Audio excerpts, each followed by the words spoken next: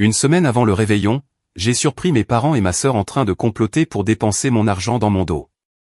J'ai fait semblant de ne rien savoir. Le soir de Noël, j'ai subi une humiliation publique, alors que je postais sur les réseaux depuis mon petit 2 pièces de banlieue. Jusqu'à ce que ma mère m'appelle. Je me tenais dans le couloir, juste à l'extérieur de leur cuisine, une bouteille de Grand Cru classée dans une main et mon téléphone dans l'autre. C'est là que j'ai entendu ma sœur prononcer mon nom. Marc est tellement prévisible. Léa a ri avec un ton si coupant qu'on aurait dit du verre qui se brise. Il utilise encore l'anniversaire de Max comme mot de passe. Le 17 août, le chien qui est mort quand il était à la fac. J'ai failli laisser tomber la bouteille. Juste après, ma mère a parlé avec un naturel déconcertant, comme si elle commentait la météo sur France Info. Fais le virement de 45 000 € ce soir avant qu'il ne sorte des toilettes. Thomas a besoin de louer la Porsche pour le week-end et de payer la compte pour le yacht club de Saint-Tropez. Thomas, mon beau-frère, celui qui est au chômage depuis 8 mois, vivant dans leur dépendance et paradant dans une Mercedes de location. Ma main a bougé toute seule. J'ai ouvert l'application dictaphone de mon téléphone et j'ai commencé à enregistrer. Laisse au moins 20 000 sur le compte courant, a prévenu mon père avec cette voix d'ancien cadre bancaire de la Défense, pleine d'autorité. Sinon il va s'en apercevoir et Isabelle, souviens-toi, ne l'invite pas au dîner du réveillon. Les deux Valois vont venir. Ce sont des aristocrates, des gens de la haute société. Ils ne veulent pas voir un consultant raté assis à leur table. Consultant raté ? Les mots sont restés en l'air, venimeux. Je suis gestionnaire de fortune. Je possède 20 millions d'euros d'actifs. Je m'occupe des investissements de 3 PDG du CAC 40. Je possède des biens immobiliers à Courchevel, Saint-Tropez et dans le 16e arrondissement de Paris. Mon cabinet facture 500 € de l'heure, mais je fais tout discrètement. Je conduis une vieille Peugeot 206, je porte des costumes de prêt-à-porter grand public.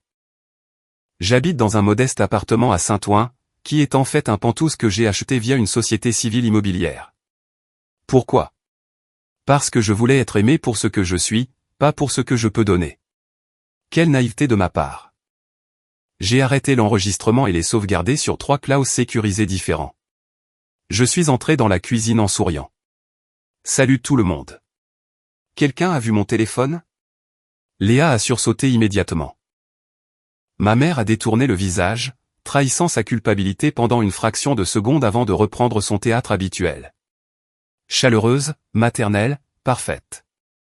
Marc chéri, elle est venue me faire la bise. Nous disions justement à quel point c'est merveilleux de t'avoir de retour pour les fêtes. Mon téléphone était sous une serviette en lin sur l'îlot central en marbre, encore chaud, signe que quelqu'un l'avait manipulé il y a peu. Je ne l'ai pas pris tout de suite. De quoi parliez-vous ? Ai-je demandé en forçant un ton léger, l'air de rien. Ah, on organisait juste la soirée, a dit mon père en fuyant mon regard. Il portait la Rolex à 15 000 € que je lui avais offerte pour ses 70 ans. Des trucs d'adultes ennuyeux. Thomas est apparu à la porte, sourire éclatant, cheveux gominés, tenant un verre en cristal avec le cognac de mon père, comme s'il était le châtelain des lieux. Marc, tu as du style. Ce costume vient d'un magasin de déstockage, non, a-t-il raillé. Léa a pouffé dans son verre de vin. En fait, c'est du tissu italien, ai-je répondu. Le costume vaut 4 000 €. Je l'ai eu en fin de série. Tu as fait des économies, hein, a dit Thomas, en me donnant cette petite tape condescendante sur l'épaule, avec l'air de quelqu'un qui parle à un enfant un peu lent mais brave. Ma situation, bien sûr. J'ai pris mon téléphone sur le comptoir, il était déverrouillé, l'application bancaire ouverte.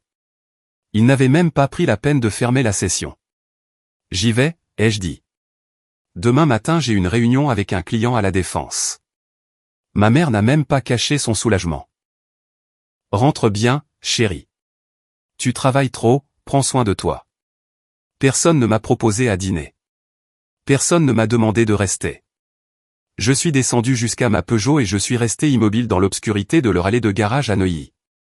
J'ai ouvert l'application de ma banque, la BNP. Solde, 23 147 €.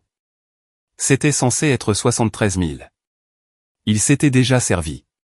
50 000 €. Envolé. Je suis allé sur le relevé des opérations. Virement instantané vers Léa Dubois. 50 000 €. Intitulé « Cadeau de Noël anticipé ». Je t'aime, Serette. Je n'ai jamais envoyé ça, jamais écrit ce message, mais le virement était parti de mon téléphone 20 minutes plus tôt, pendant que j'étais aux toilettes. Mes mains tremblaient, ce n'était pas de la peur, c'était autre chose, plus froid. J'ai une mémoire photographique pour les chiffres. C'est mon don.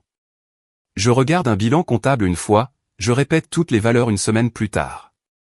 C'est pourquoi je savais exactement ce qu'il faisait depuis 2 ans. Les 5 000 que j'ai prêtés à Léa pour ouvrir une boutique de mode qui n'a jamais vu le jour. 12 000 pour des frais médicaux de mon père que la mutuelle ne couvrait soi-disant pas. J'ai appelé en me faisant passer pour l'assureur, ils n'ont jamais rien facturé. 8 000 pour le prétendu gala de charité de ma mère pour une association qui n'a jamais existé au journal officiel. 3 000 d'urgence pour la réparation de la voiture de Thomas qu'il ne possédait même pas.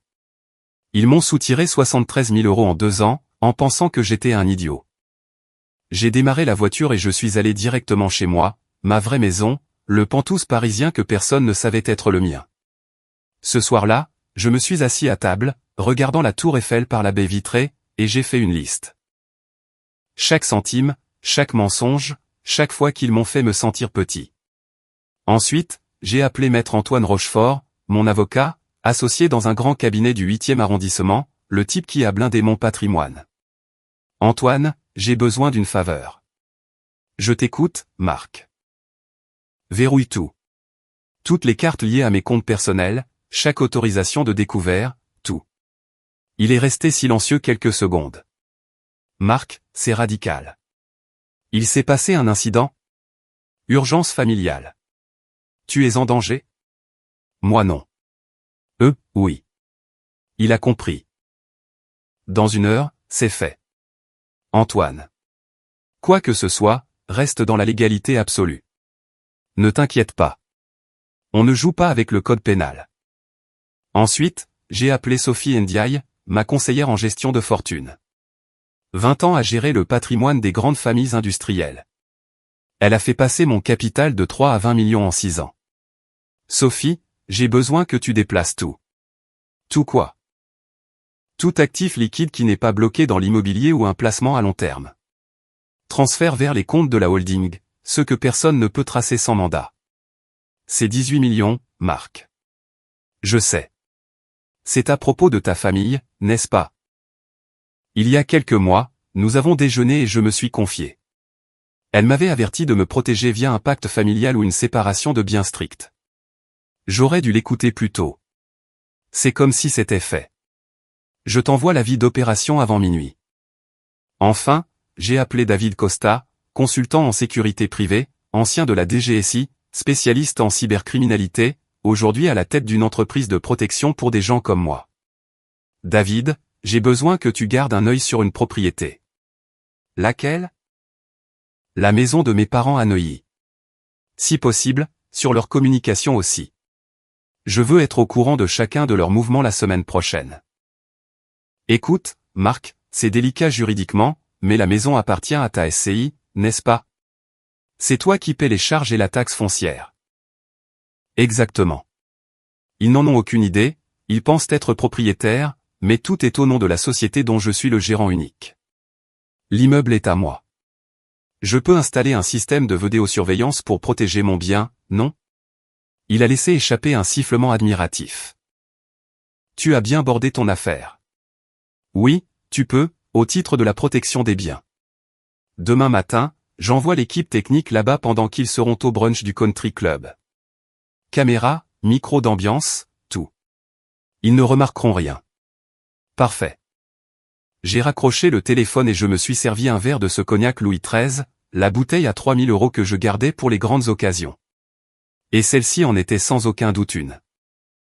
Le lendemain, je suis retourné chez mes parents dans ma vieille Peugeot, portant mon costume simple, entrant dans mon rôle comme un acteur de la comédie française. Ma mère a ouvert la porte, tout apprêtée pour sa marche nordique en tenue de marque, de la tête aux pieds, et je ne savais même pas qu'elle avait acheté ça. Marc, quelle surprise. On ne t'attendait pas aujourd'hui. Je suis venu m'excuser, ai-je répondu, l'air vaincu, parlant doucement, de ne pas être, je ne sais pas, à la hauteur. Je sais que je suis une déception. Son visage s'est adouci, peut-être par pitié, peut-être par cette satisfaction déguisée. Mais non, mon fils.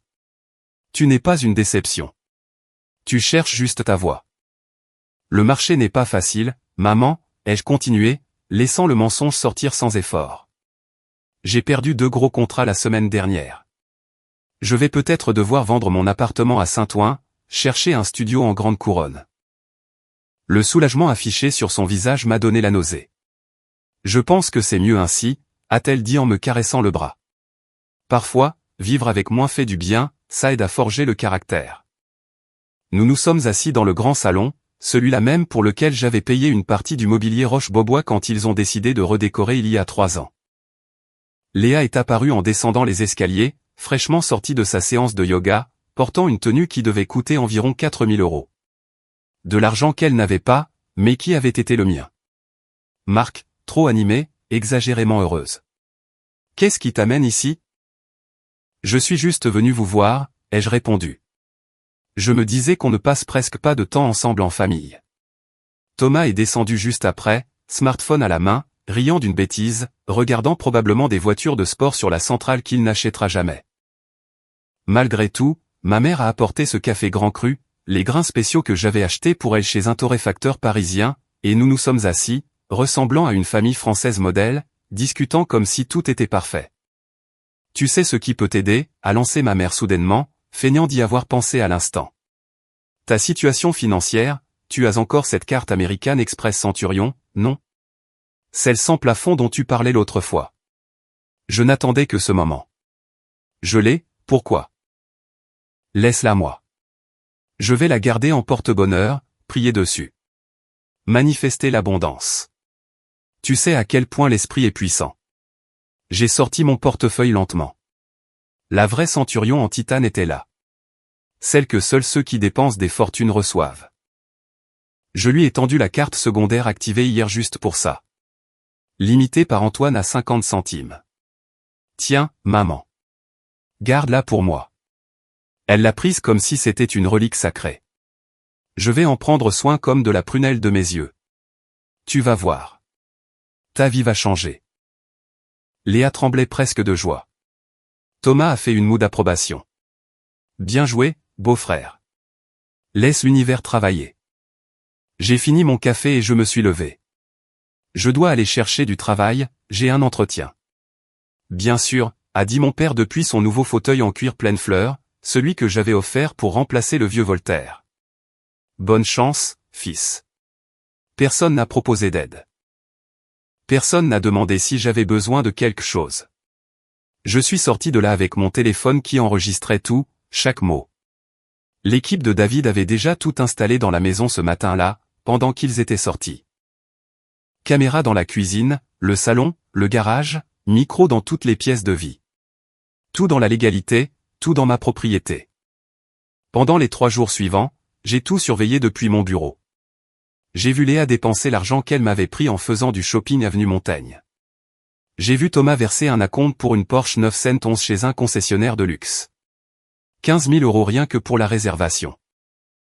J'ai vu mes parents réserver une croisière de luxe en Méditerranée.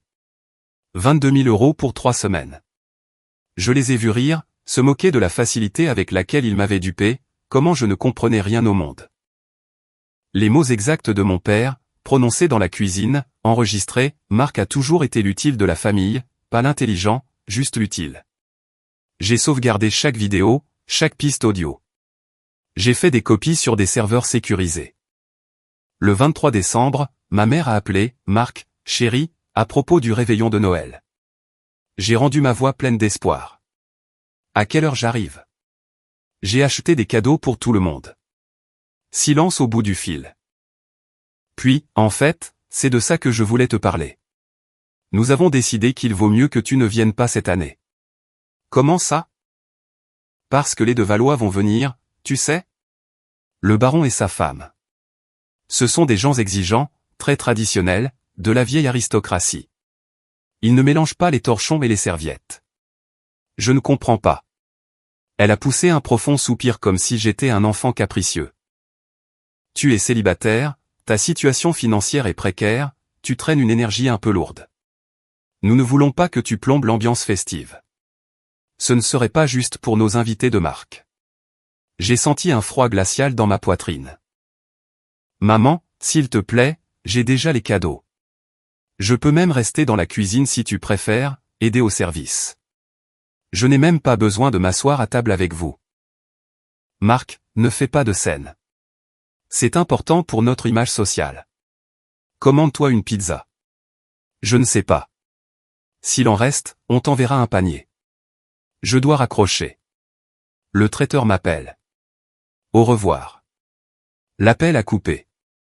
Je suis resté assis dans mon penthouse, regardant les lumières de Paris, tenant un téléphone qui valait plus que leur cotisation annuelle au country club. J'ai repris l'appareil et j'ai appelé Antoine. Tu peux exécuter la phase 2. Tu es sûr, Marc? Je n'ai jamais été aussi sûr de toute ma vie. La veille de Noël, à 14 h, j'étais déjà dans mon chalet à Courchevel, celui avec 6 chambres, salle de cinéma privée, vue sur les pistes enneigées, digne des magazines de décoration. Sur l'écran de mon ordinateur portable, 6 fenêtres vidéo diffusées en direct de la maison de mes parents à Neuilly. Le traiteur est arrivé à 16 h précises. Une maison réputée, la même qui sert l'Élysée lors des grandes réceptions. La facture minimum était de 15 000 €. La camionnette s'est arrêtée devant le portail. 3 employés ont commencé à tout décharger. Homard bleu, bœuf de Cobb, champagne millésimé à 300 € la bouteille. Ma mère commandait l'équipe comme un général d'armée, Léa déjà prête dans une robe de grand couturier à 12 000 € que j'ai reconnue sur la facture des Galeries Lafayette débitée sur mon compte 2 jours avant que je ne bloque tout. À 16 h 47, le maître d'hôtel est allé voir ma mère avec le terminal de paiement électronique. Je l'ai vu sortir ma carte noire, celle avec la limite de 50 centimes. Elle l'a insérée. Paiement refusé. Elle a réessayé, commençant à s'agacer. Refusé.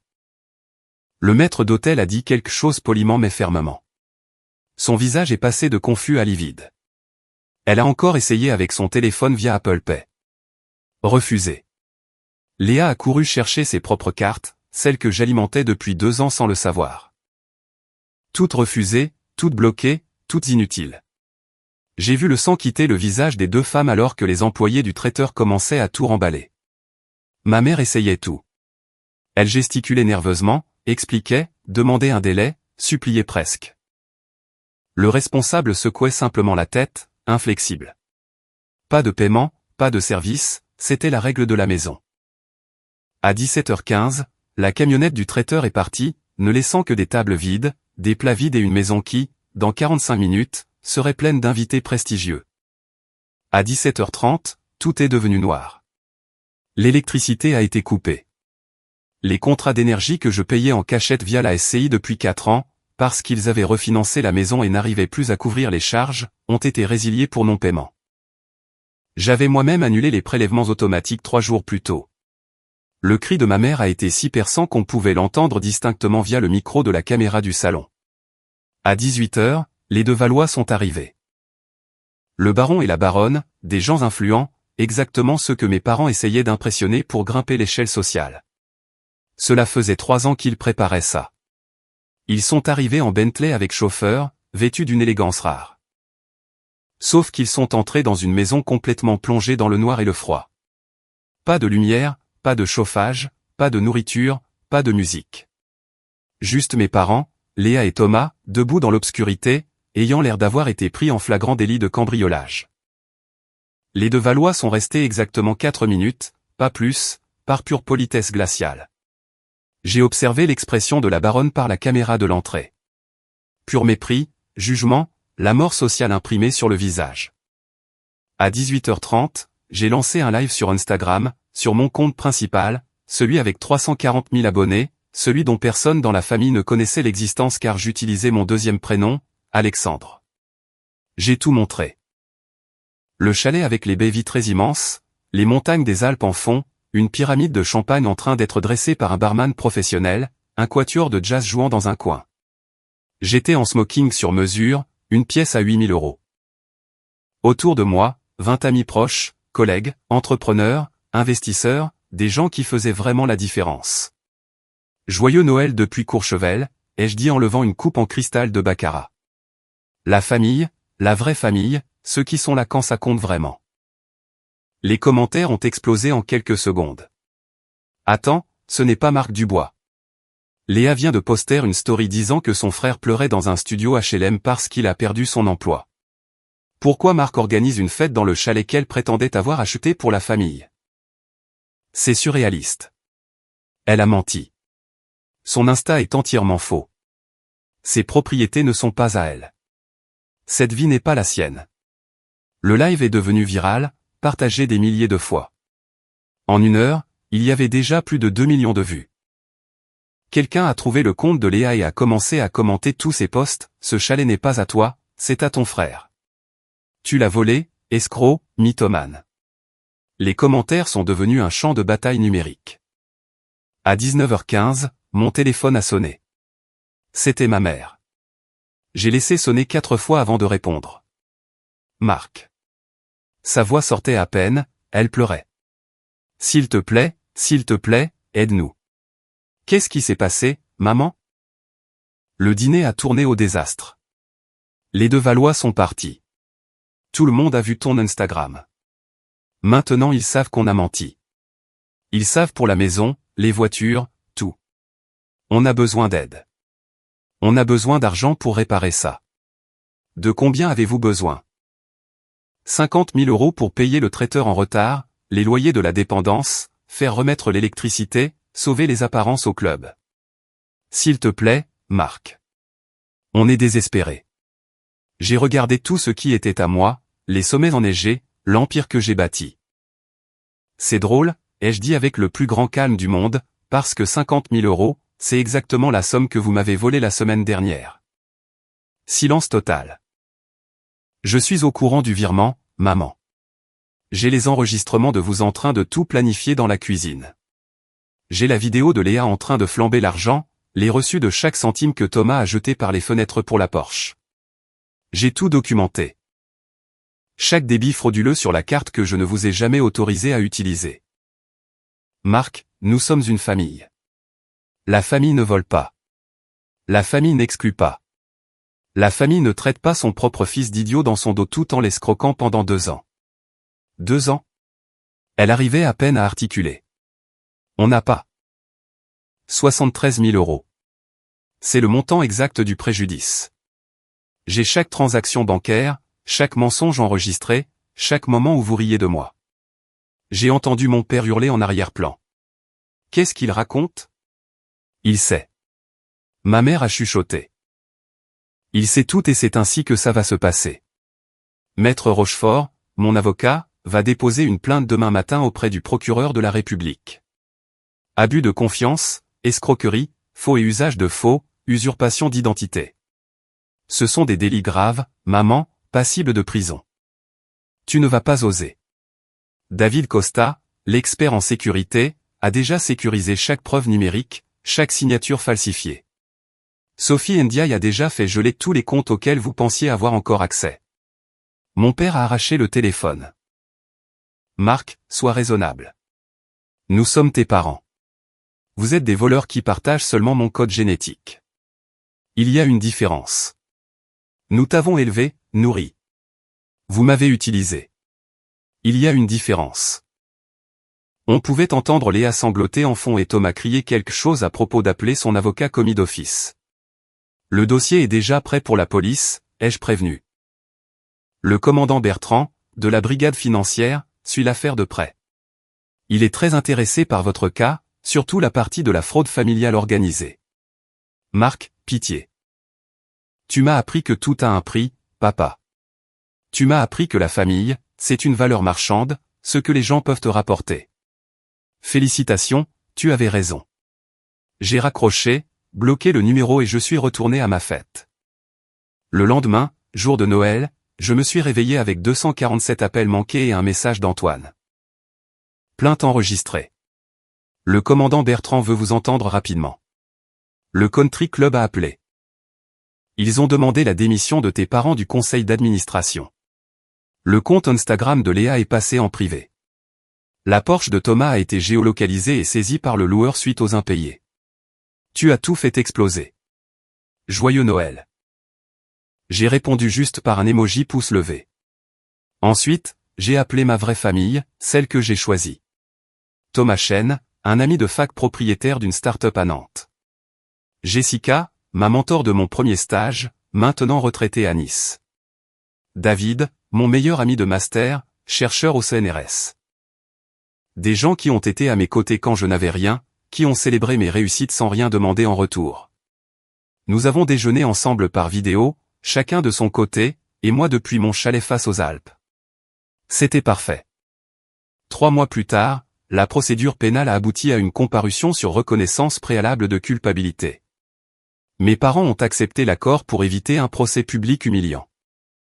Ils ont été condamnés à du sursis, une mise à l'épreuve, et ont dû rembourser les 73 000 €, plus les frais de justice.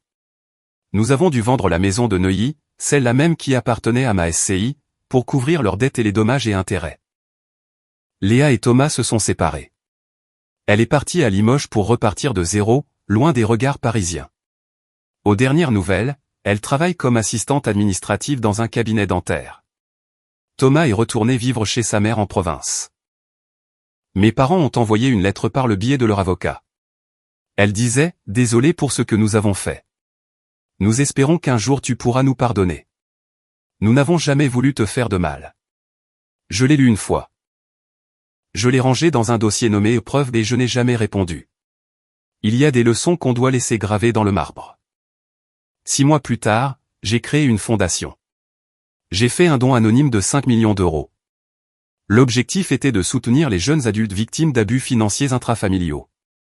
Nous offrons une assistance juridique, un suivi psychologique, et des formations en gestion financière. Le nom de la fondation, Initiative Max, en hommage à mon chien, dont ils ont utilisé la date de naissance pour me voler. C'était le seul être vivant dans cette maison qui m'aimait vraiment pour moi-même. Aujourd'hui, j'ai 34 ans. Je suis associé principal du cabinet. Je suis fiancé à une femme merveilleuse qui m'a connu quand je roulais en vieille Peugeot, que je portais des costumes de prêt-à-porter et qui m'aimait tout autant. Une femme dont la famille m'a accueilli à bras ouverts sans jamais demander combien je gagnais ni d'où je venais. Mes parents ont essayé de reprendre contact au dernier Noël. Un message via un ami commun. Tu nous manques. Nous avons changé. Pouvons-nous discuter autour d'un café? J'ai répondu par une seule phrase. Vous m'avez appris que la famille est une question de valeur. Vous n'en avez aucune à mes yeux. Joyeux Noël. Ils ont essayé de m'escroquer de 50 000 €. Au final, je leur ai donné quelque chose qu'ils porteront pour toujours, la vérité brutale sur qui ils sont vraiment. Tout documenté, enregistré, archivé. Il y a eu 78 appels non répondus la veille de ce Noël-là. Le lendemain, plus de 200. J'aurais peut-être dû répondre. J'aurais dû les laisser entendre le tintement des coupes de champagne en fond. J'aurais dû les laisser entendre l'orchestre de jazz jouer. J'aurais dû les laisser entendre mon rire libre. Mais le silence a parlé plus fort que n'importe quel mot, et la vue de mes montagnes valait plus que n'importe quelle conversation stérile. Ils voulaient mon argent. Je leur ai donné la réalité. Un échange équitable. Commentaire, j'espère que ce récit a résonné en vous et vous a apporté une perspective nouvelle sur les relations humaines.